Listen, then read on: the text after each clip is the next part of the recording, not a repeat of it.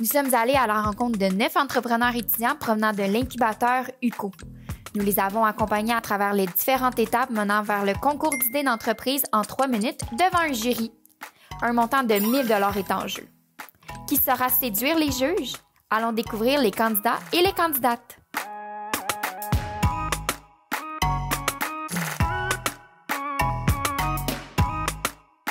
Je m'appelle Zachary Leduc, étudiant en administration profil entrepreneuriat.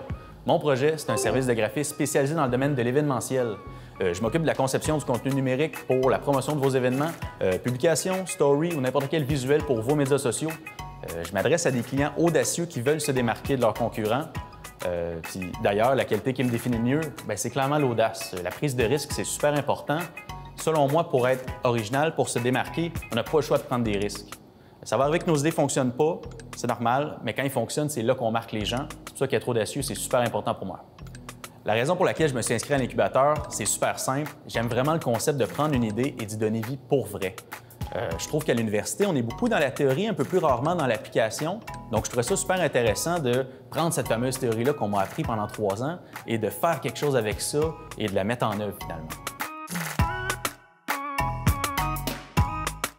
Je m'appelle Isabelle Lheureux-Leblanc, je suis photographe vidéaste corporative. J'œuvre sous le nom de Chroma Photo Vidéo et je m'implique énormément dans la communauté d'affaires de Saint-Jérôme. Ce que je vais apporter à mon mentoré, c'est vraiment une deuxième vision. C'est une vision extérieure qui va lui permettre de sortir des sentiers battus et vraiment de se démarquer dans son marché.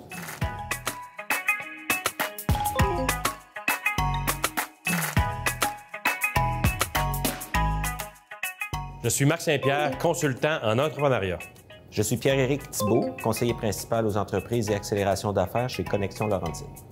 On vit à une époque où il n'y a jamais eu autant de moyens de rejoindre le consommateur, mais ironiquement, c'est de plus en plus difficile de capter leur attention. C'est pour ça qu'il faut être très précis et clair par rapport à ce qu'on veut que le consommateur retienne de notre entreprise. Ce qui permet de faire ça, c'est l'image de votre entreprise sur le web. Ça permet de mettre en valeur ce qu'on vend et d'en faire la promotion. Par contre, il y a un domaine où on néglige énormément le visuel, mais c'est de loin le domaine où c'est crucial d'en avoir un bon, c'est l'événementiel. Pensez-y à un événement, c'est une expérience qui n'existe pas encore, puis qui va exister le temps d'une soirée, d'une journée, mais 2-3 semaines avant un événement, au moment où on veut créer un engouement, vendre des billets, il faut avoir quelque chose à montrer aux consommateurs. Je vous présente Purple Flag Design, un service de graphisme spécialisé dans le domaine de l'événementiel.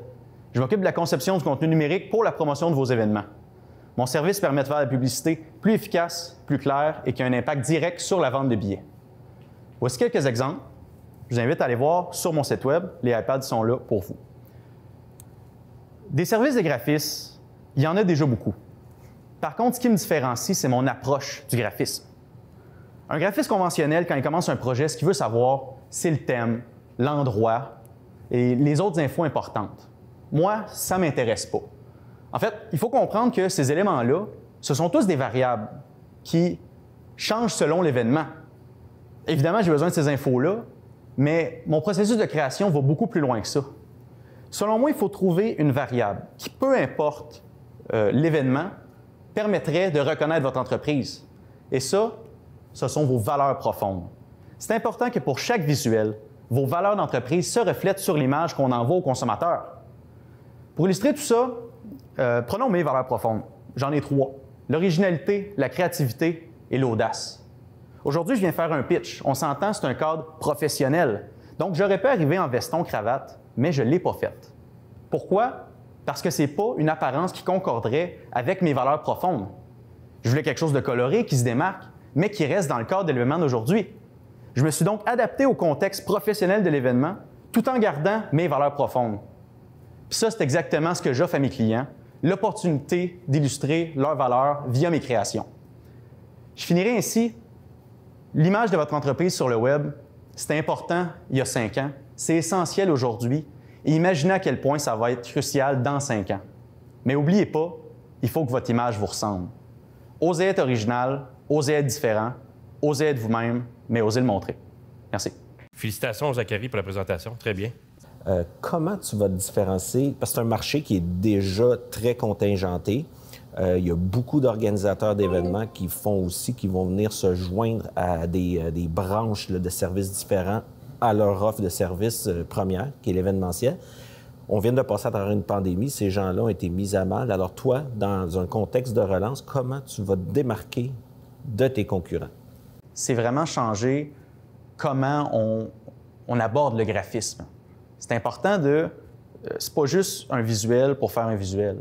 C'est important qu'on veuille on va envoyer un message aux gens.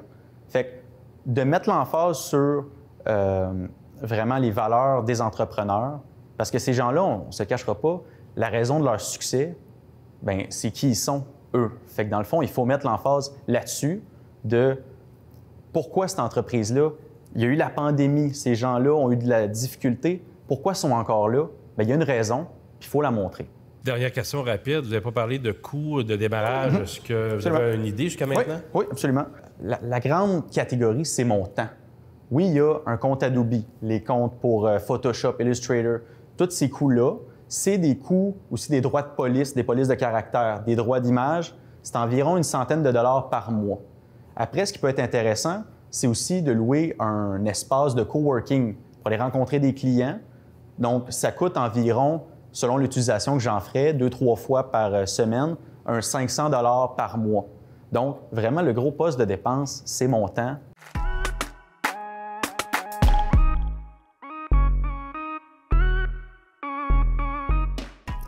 Oui, écoutez, ça fait plusieurs semaines, plusieurs jours que je me prépare à ça, puis j'ai livré exactement ce que j'ai prévu, exactement ce que j'ai pratiqué, fait que oui, je suis satisfait. J'ai vraiment dit ce que j'avais à dire, puis je suis content de la façon que je l'ai dit, donc selon moi, j'ai été convaincant. Ça sera à eux de décider ce qu'ils en pensent. C'est